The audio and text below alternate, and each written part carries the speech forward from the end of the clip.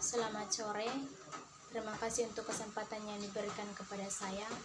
Perkenalkan, nama saya Rahel Tanisi, NIM 18030303173, kelas D semester 6, mata kuliah Metode Penelitian Sosial Kualitatif, jurusan Sosiologi, Fakultas Ilmu Sosial dan Ilmu Politik, Universitas Nusa Cendana Kupang. Di video ini saya akan menjelaskan buku ketiga tentang panduan terapan untuk desain riset metode kuantitatif, kualitatif, dan campuran, edisi kedua oleh W. Alex Edmonds. Riset desain merupakan salah satu tahapan yang harus dilalui atau dibuat oleh seorang peneliti agar penelitian yang akan dilakukan dapat terlaksana sesuai dengan tujuan yang akan dicapai. Riset desain adalah sebuah rencana kerja dengan membuat sebuah konstruksi agar setiap pertanyaan dapat ditemukan jawabannya.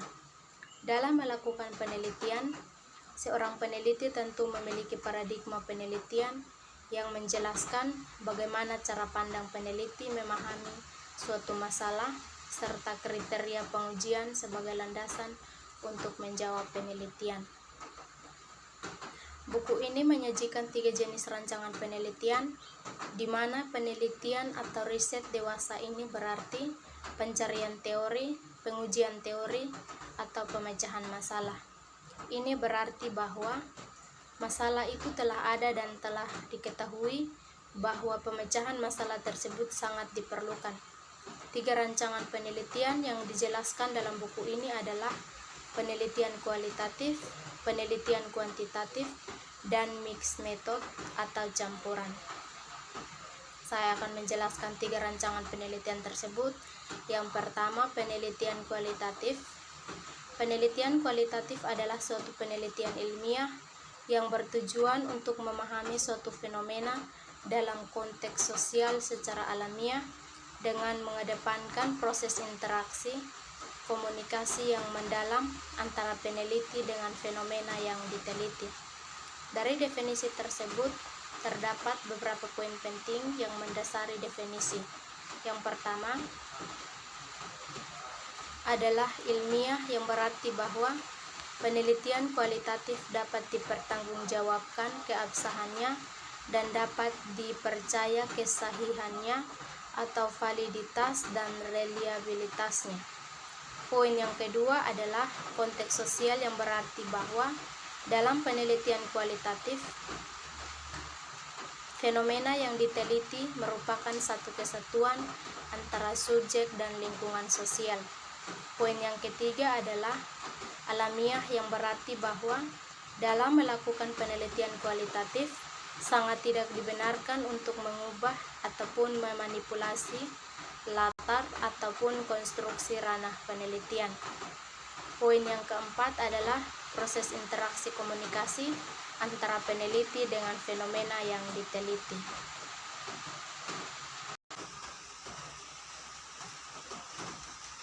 Yang kedua, penelitian kuantitatif.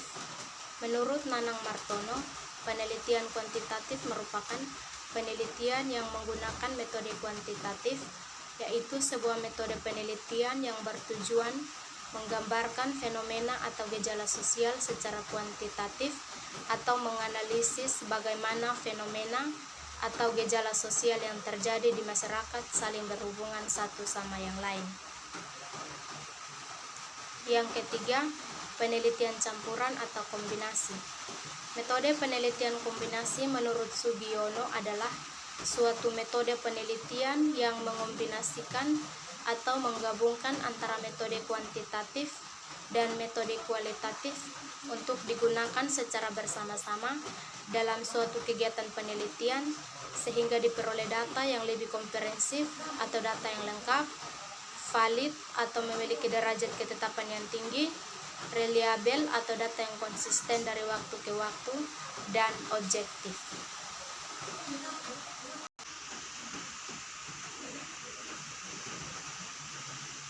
Yang berikut 3 komponen dalam rancangan penelitian.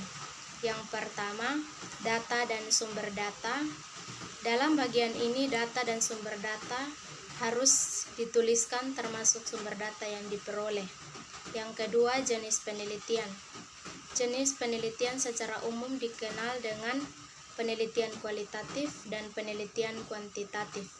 Pada perkembangan selanjutnya juga telah dikenal penelitian mixed method, yaitu penelitian yang menggabungkan antara penelitian kualitatif dan kuantitatif dengan menentukan kecenderungan peneliti pada salah satunya sebagai primer penelitiannya. Yang ketiga, bagaimana data dianalisis. Setelah data dikumpulkan, lalu data tersebut dianalisis dengan teknik analisis data sesuai dengan jenis penelitiannya.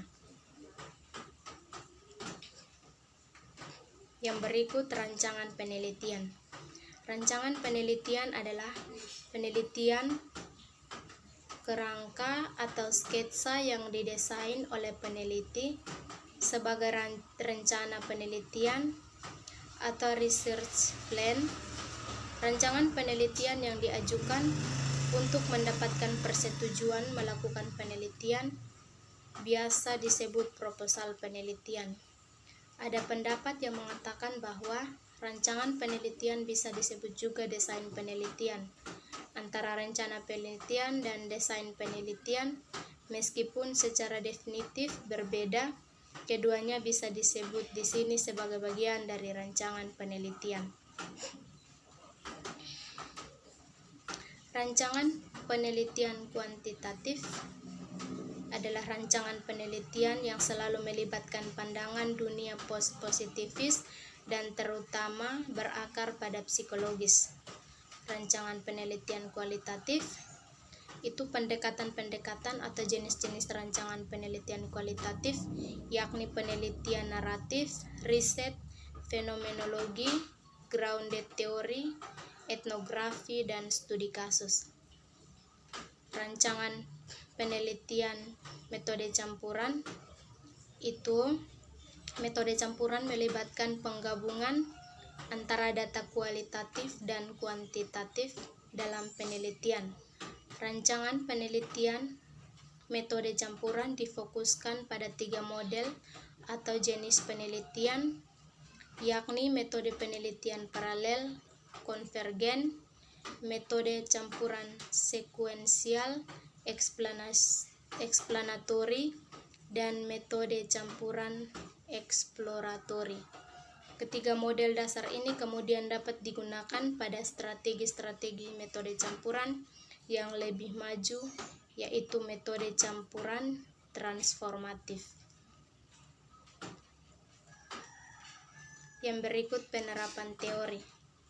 Teori adalah seperangkat konstruk atau konsep, definisi, dan proposisi yang berfungsi untuk melihat fenomena secara sistematik melalui spesifikasi hubungan antar variabel sehingga dapat berguna untuk menjelaskan dan meramalkan fenomena.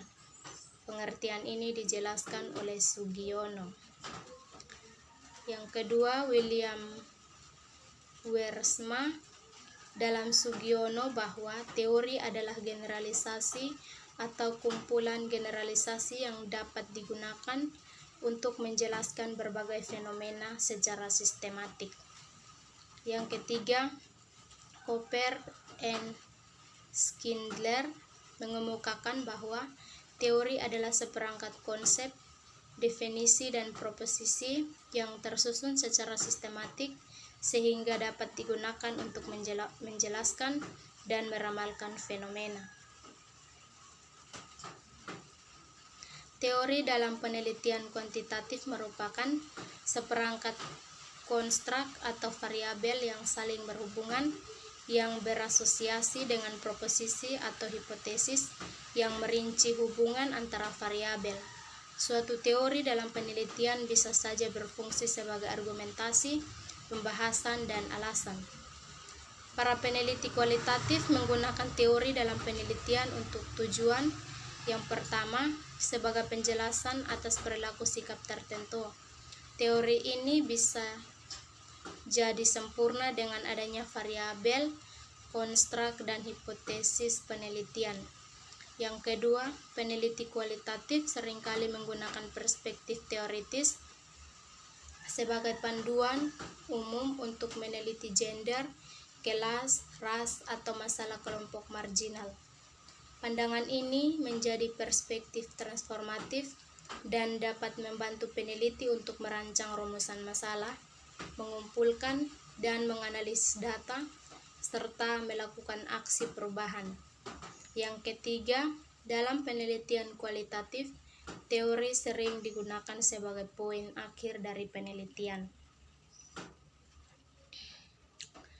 Yang berikut, yang terakhir, teori dalam penelitian metode campuran atau teori use in mixed methods dapat diterapkan secara deduktif seperti dengan pengujian atau verifikasi teori kuantitatif, atau secara induktif seperti dengan pemunculan teori atau pola kualitatif.